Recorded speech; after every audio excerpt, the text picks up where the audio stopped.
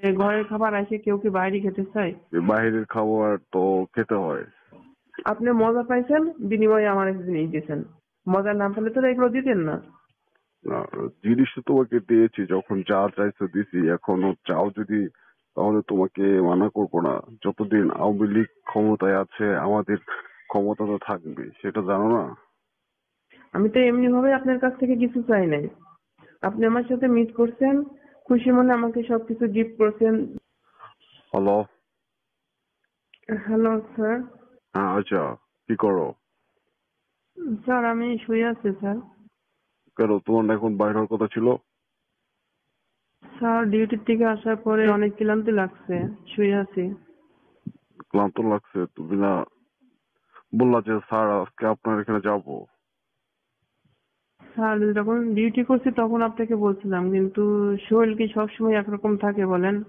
আসার পরে অনেক খারাপ লাগছিল, যেতে তুমি তো ইচ্ছা হচ্ছিল অনেক, কিন্তু এখন যেতে পারছি না স্যার। তুমি অনেক তো খারাপ আজকে লাগছে। 10 দিন যাবত আমাকে ঘোরাচ্ছ কেন?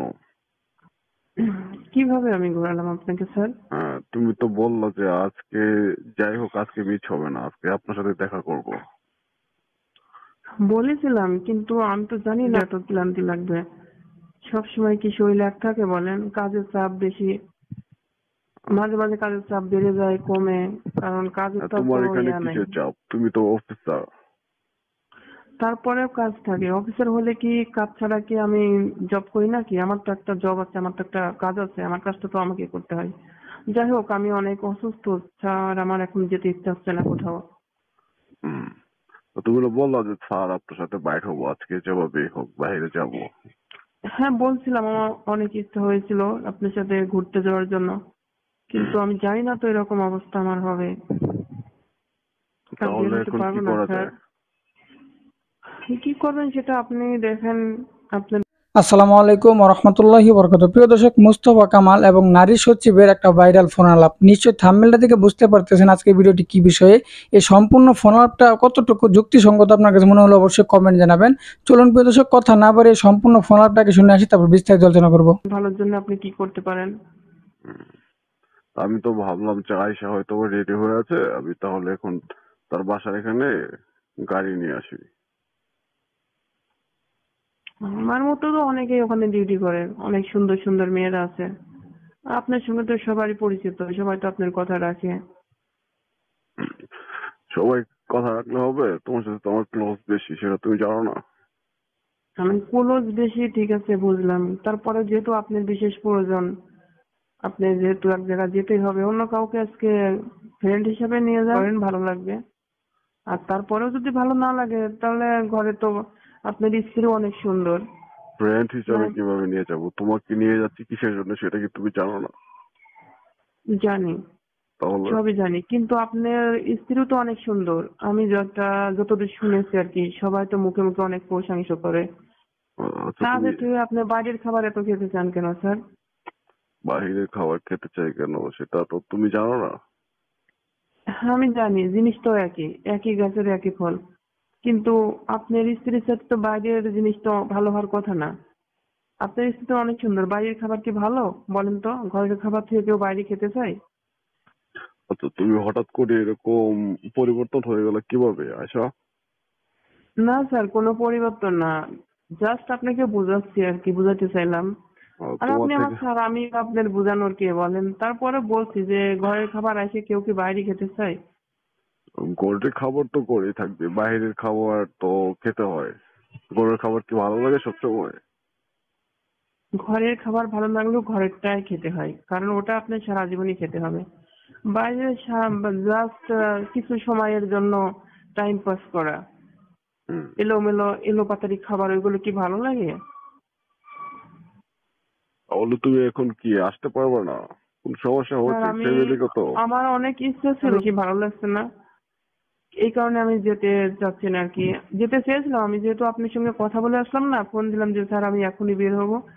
বাসায় আসার পরে ফ্রেশ হলাম, ফ্রেশ হওয়ার পরে বিছনায় আসছে। অন্যরকম লাগছে।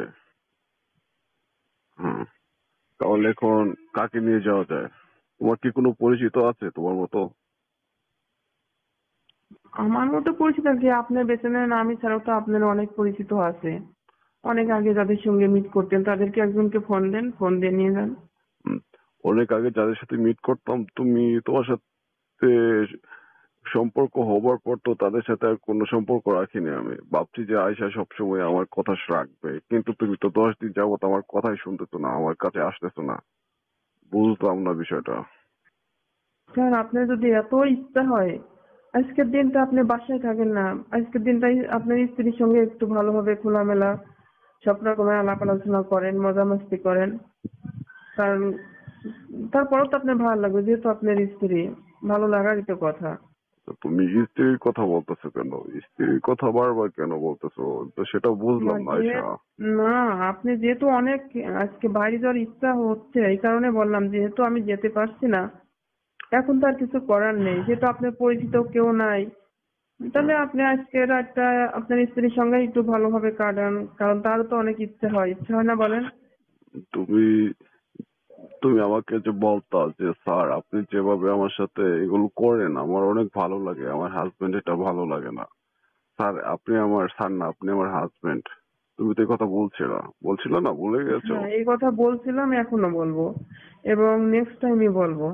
কিন্তু আমার দিকটা তো আপনাকে দেখতে হবে, সবসময় কি মানুষ সুস্থ থাকে? একটু দেখবেন না? দেখবো তো বটেই। তো সুস্থ তো তুমি এত আছো, অধৈর্য, তুমি এত অধৈর্য হলেই হবে স্যার? সবসময় কি আনন্দ ফুর্তি করা যায়? নিজেরও তো একটু কোনো রকম সমস্যা হতে পারে, সেদিকটা তো আপনাকে দেখতে হবে নাকি? তুমি 2 দিন আগে বললা যে আজকের কথা আছে, আজকে 8 তারিখ, আজকে স্যার যেভাবে হোক আপনার সাথে মিট করব, বলছো না? বলছিলাম, যেতে পারছি না, এই কারণে আমি বলছি আজকে বাসায় আপনি একটু কষ্ট করে ভাবির সঙ্গে থাকেন, দেখা যাবে কালকে পরশু আমি যেতে পারি নাকি। হুম, কালকে পরশু এরকম ডেট দিলে তো হবে না। তুমি তো আমার থেকে বহুত কিছু নিয়ে নিছো, যা বলতেছো তাই কিনে দিলাম, তারপরও যদি তুমি এরকম করো তাহলে তো হবে না। এখন আপনি যদি আমাকে সবকিছু করছেন, করে আমাকে দিয়েছেন, এখন আপনি সেইগুলো বলছেন যে আমি আপনার কাছ থেকে অনেক কিছু নিয়েছি, আমি কি আপনার জন্য কিছু করি নাই? আর মেয়েরা কি বা করতে পারে একটা ছেলের জন্য? তা পাওয়ার জন্য তো টাকা পয়সা বাড়ি গাড়ি সবই দেয়, হ্যাঁ, কিন্তু কিন্তু সেখানে কি আমার কোনো দোষ ছিল?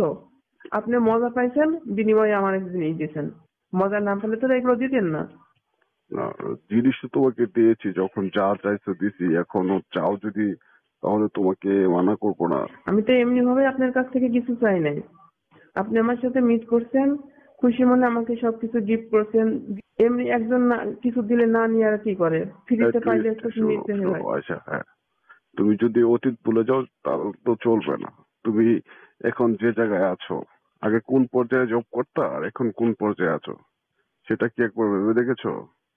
তারপর স্যার তুমি যাই হোক, আপনি অতীত নিয়ে কথা বলবেন না, কারণ অতীত যে ভাববে, অতীতের দিকে তাকালে সে কখনো সামনের দিকে আগাইতে পারবে না, তার ভবিষ্যৎ গড়তে পারবে না। অতীত নিয়ে কেউ কখনো পড়ে থাকে না। প্রত্যেকটা মানুষই চায় আজ আমি যেখানে আছি কালকে আমি অন্য একটা আগে যাবো, সামনে হাঁটবো, একটু উপর র্যাঙ্কে উঠবো, সবাই এটা চাই। তার চেষ্টা দিয়ে হোক, টাকা দিয়ে হোক, আর যেভাবেই হোক। আমিও সেটাই চেয়েছিলাম, তাই আপনি করছেন। তাহলে কি তুমি তুমি তো এখন দেখছি সব ভুলে যাচ্ছ কেন? তোমার হাজবেন্ডের সাথে কি ভালোবাসা বেড়ে গেছে? না, আমার হাজবেন্ডকে আমি চিনি না, আমার হাজবেন্ডের সঙ্গে কোনো সম্পর্ক নাই আমার। হাজবেন্ডের সাথে সম্পর্ক, তোমার হাজবেন্ড তোমার সাথে থাকে না? থাকে, তার সঙ্গে আমার সম্পর্ক ভালো না। ও, একসাথে থাকো আবার সম্পর্ক ভালো না কিভাবে হয়? এখন সেটা আপনিও তো একটা ছেলে মানুষ, এগুলো বোঝেন কিভাবে তাদের ভিতরে সম্পর্ক অন্যরকম ভাবে সৃষ্টি হয়। উম, তাহলে এটা কি তুমি রিয়েলি যাই হোক বলতেছো স্যার, যে আমি এত কথা বলতে পারছি না, আমার মনটা বেশি ভালো না, শরীরটাও ভালো না। আমি সব বিষয়ে আমি পরে আপনার সঙ্গে কথা বলবো, কিন্তু আমি আজকে যেতে পারবো না। ও, তাহলে কথা হলো, তুমি কি 2 ঘন্টা পরে বাসাতে পারবা? আজকে আমি যেতে পারবো না। ও, আজকে পারবাই না আসতে? তোমার কাছে যে ওই রাহিদার নাম্বার আছে? নাম্বার নাম্বারটা দেখতে হবে, আমারও তো খেয়াল নাই, কারণ কখনো তো সচরাচর ওর সঙ্গে কল দিয়ে কথা বলা হয় না। ওই যে রাহিরা যে তোমার সাথে একসাথে থাকো, ওই ওই মেয়েটার নাম্বার আছে তোমার কাছে? তাই তো বলছি, কারণ ওর সঙ্গে তো কখনো কল দিয়ে কথা বলি না, কিন্তু নাম্বারটা আছে নাকি ওটা মোবাইল ঘাটে দেখতে হবে। একসাথে জব করো, নাম্বার রাখো না? একটা কথা হলো। রাখার প্রয়োজন মনে হয় না, পাশাপাশি থাকি, কাছাকাছি থাকি সবসময়, সেই কারণে নাম্বার রাখি না। হুম, আচ্ছা ঠিক আছে, আমি অপেক্ষা করতেছি। তুমি নাম্বারটা ম্যানেজ করে আধা ঘন্টার ভিতরে আমাকে টেক্সট করো, বুঝছো? ঠিক আছে, আমি মোবাইল থেকে দেখি, যদি নাম্বারটা পাই তাহলে আমি আপনাকে মেসেজ করে পাঠিয়ে দিব। হ্যাঁ, আধা ঘন্টার ভিতরে টেক্সট করে নাম্বারটা আমাকে পাঠিয়ে দিবা, বুঝছো ওকে, আধা আয়শা? ঘন্টা লাগবে না স্যার, জাস্ট 1-2 মিনিট লাগবে, আমি নাম্বারটা দেখে আপনাকে মেসেজ করব। প্রিয় দর্শক, নারী সচিব এবং মুস্তফা কামালের একটা ভাইরাল ফোন আলাপ শুনতে পেলেন। এই ফোন আলাপটা কতটুকু সত্য মনে হলো আপনাদের কাছে অবশ্যই কমেন্ট জানাবেন। নতুন নতুন এমন নিউজগুলো পেতে চ্যানেলটি সাবস্ক্রাইব করে রাখুন, ভিডিওটি ভালো লাইক দিবেন। আজকে এই পর্যন্তই, পরবর্তী দেখার আমন্ত্রণ রইলো। আসসালামু আলাইকুম।